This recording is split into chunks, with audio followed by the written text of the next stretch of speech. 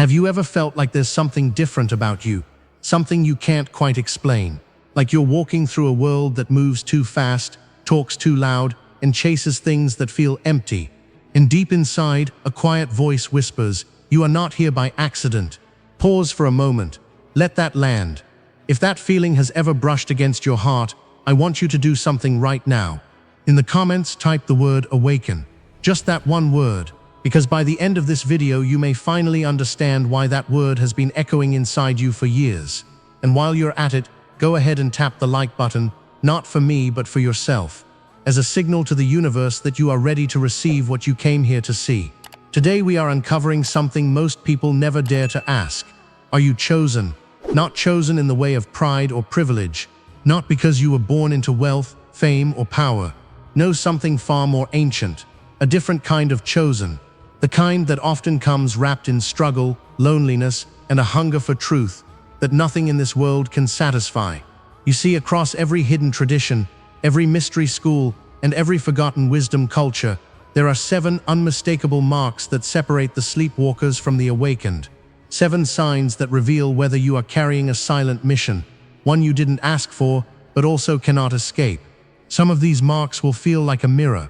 Others may stir resistance, but all of them point to a single breathtaking truth.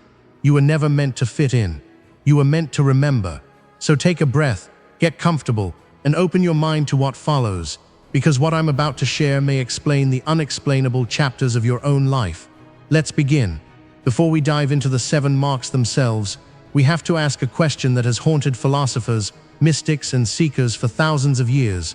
What does it actually mean to be chosen? In our modern world, the word has been twisted. We hear chosen and think of someone elevated above others, special, favored, maybe even lucky. But ancient traditions tell a very different story. In the wisdom schools of ancient Egypt, Greece, India, and the pre-Christian cultures of Europe, being chosen was rarely seen as a reward.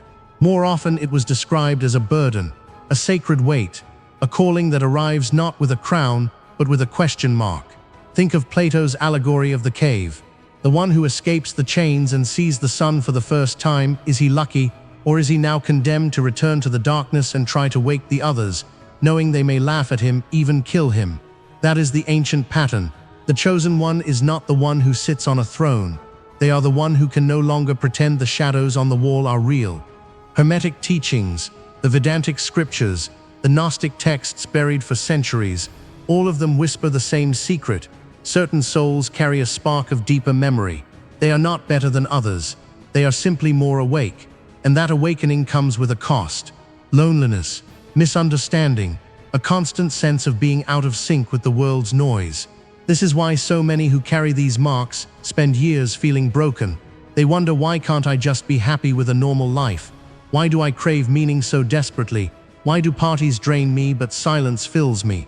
They don't realize that their discomfort is not a flaw. It is a fingerprint, a sign that their soul has chosen a different curriculum. Over centuries, different cultures have named this phenomenon. The Sufis called it the wound that precedes the call. The Stoics called it the inner daimon, a guiding spirit that refuses to let you settle. Carl Jung, the great psychologist of the soul, called it individuation, the relentless drive to become your true self, even if it costs you your belonging. And here is the paradox that will free you. Being chosen has nothing to do with being better than anyone else. It has everything to do with being more responsible for your own awakening. You are not chosen to stand above. You are chosen to see through the illusion and then help others see it too, without forcing them, without judging them. So as we walk through the 7 marks together, I invite you to drop any ego. Do not look for confirmation that you are special. Look for honesty. Look for where the mirror stings. Because the first mark is already stirring beneath your skin, and it begins with a kind of pain that most people spend their whole lives running from. Let us now unveil the first 3 marks. And I warn you, they may feel uncomfortably familiar. Mark 1, the weight of early suffering. If you are chosen, your path likely did not begin with comfort. It began with a wound. Not a small scratch, but a deep, inexplicable suffering early in life. Loss, betrayal, illness, or a profound sense of not belonging. Something that cracked your heart open before you even understood what a heart was. Here is the hidden truth that suffering was not punishment. It was a filter. It stripped away the superficial dreams that trap most people, the chase for money, status, or approval, and left you hungry for something real. You learned early that the world's promises are hollow, and because of that you began searching for what cannot be taken from you. Look back. That pain you thought was your breaking point, it was your breaking open. Mark 2. The unshakable feeling of difference. Have you ever stood in a crowded room and felt completely alone, not because no one was there, but because no one saw what you saw? This is the second mark. You carry a frequency that does not match the average. Small talk exhausts you.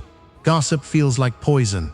You crave conversations about why we are here, what happens after death, whether thoughts create reality. Most people never ask these questions. You cannot stop asking them. This difference often leads to loneliness. But loneliness in the chosen path is not a curse. It is a sign that you have outgrown the herd. The wolf that leaves the pack is not lost. It is following a different scent, and that scent always leads inward. Mark 3. The magnetism of mystery. You have always been drawn to the hidden. As a child, you may have stared at the stars longer than others, or felt strange goosebumps in old places, or been fascinated by myths, symbols, and dreams. You picked up books on ancient civilizations, the paranormal, or the secrets of the mind, not because you were taught to, but because something inside you remembered. This is the third mark, an insatiable hunger for what lies beneath the surface. While others are satisfied with the news, the latest drama, or the next purchase, you are chasing synchronicities, decoding your dreams, and sensing that reality is far stranger and more beautiful than anyone admits. You are not weird, you are wired differently. Your soul has been here before, and it knows there is a game behind the game. But here is the challenge. These first three marks can feel like a curse if you do not understand them. The suffering makes you heavy. The difference makes you lonely. The hunger makes you restless. Many chosen ones spend years trying to numb these marks with alcohol, relationships, work, or distraction. They do not realize that these marks are not problems to solve. They are muscles to strengthen. Because the fourth mark is where everything changes. It is the mark that transforms the burden into a gift, the loneliness into purpose, the hunger into power. And it begins with a single terrifying word: surrender. Now we enter deeper waters. Marks 4, 5, and 6 are where most seekers turn back.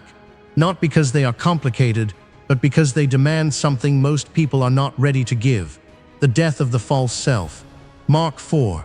The collapse of control. You have tried to plan your life.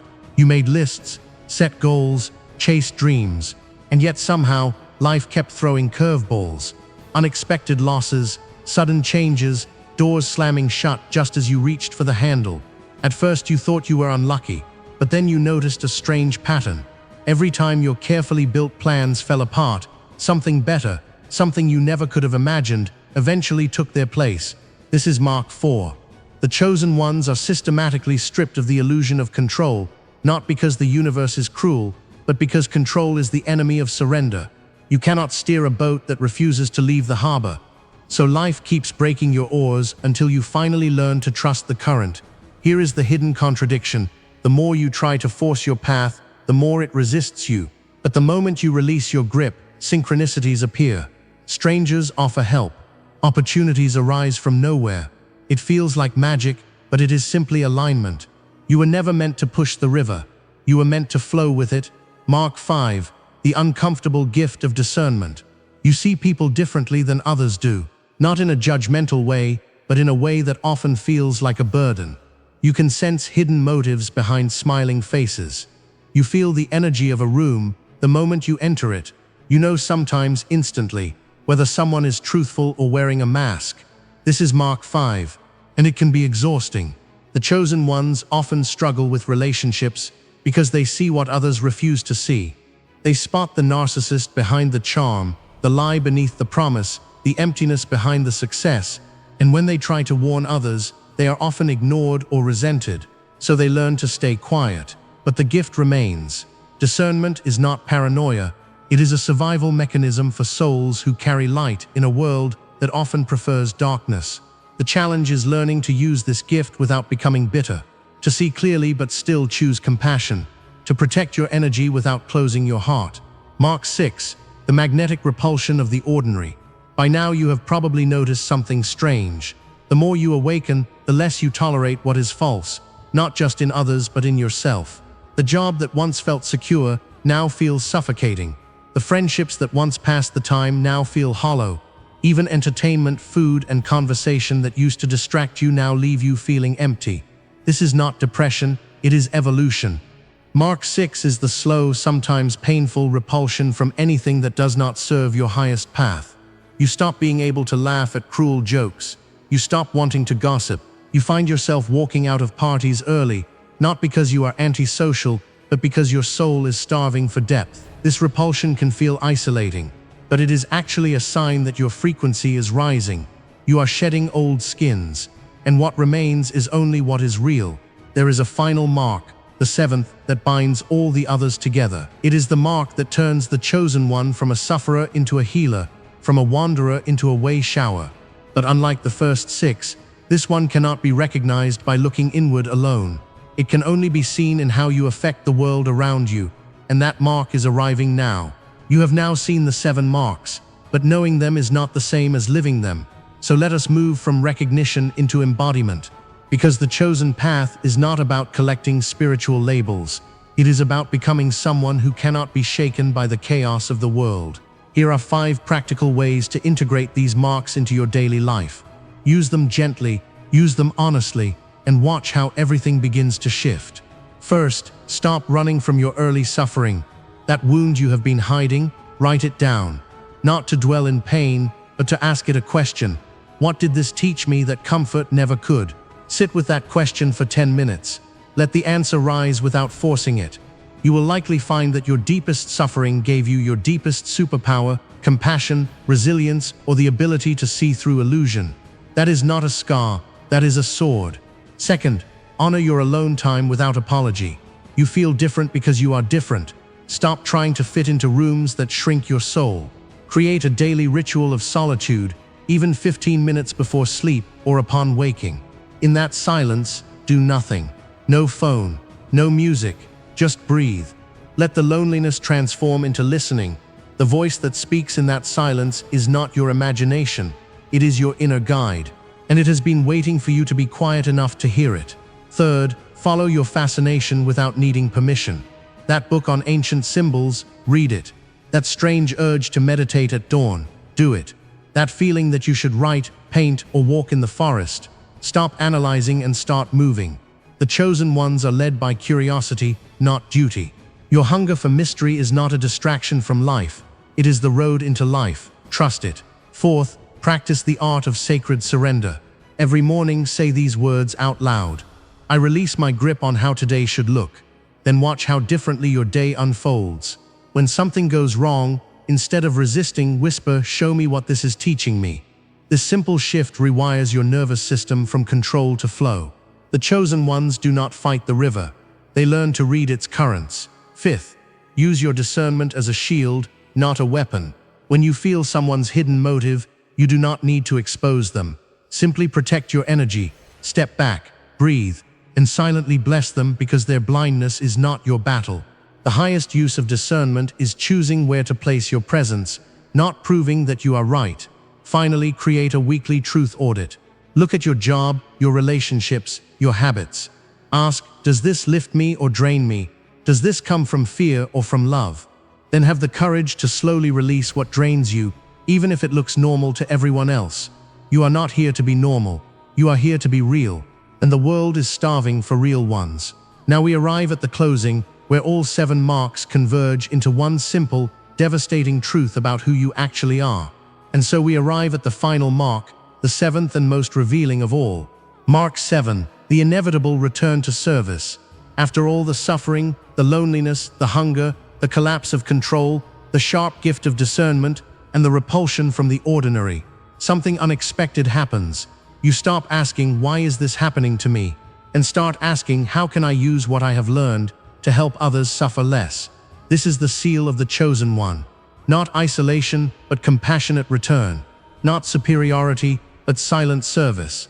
You realize that your pain was never just yours. It was preparation. Your sensitivity was never a weakness. It was an antenna. Your difference was never a mistake. It was a design. The chosen ones are not crowned. They are cracked open so that light can pour through the cracks. And that light is not for hoarding. It is for the one who sits next to you in silence, secretly breaking. It is for the stranger whose eyes say, "Help me remember." So here is my final question for you, written across the ancient walls of your own soul. Will you accept the call? Not for glory, not for proof, but because you can no longer pretend you do not see what you see. Type the word "awaken" one more time in the comments, this time not as a question, but as a vow. And if this video stirred something in you that cannot be unstirred, share it with one person who you feel is also carrying these marks. Not to convince them, just to remind them they are not alone. The path of the chosen is not easy, but it is real. And you did not find this message by accident. You were led here. Now walk forward, not as a lost soul looking for answers, but as a rememberer carrying a quiet flame. The world needs exactly what only you can bring, and that is the only proof of being chosen that has ever mattered.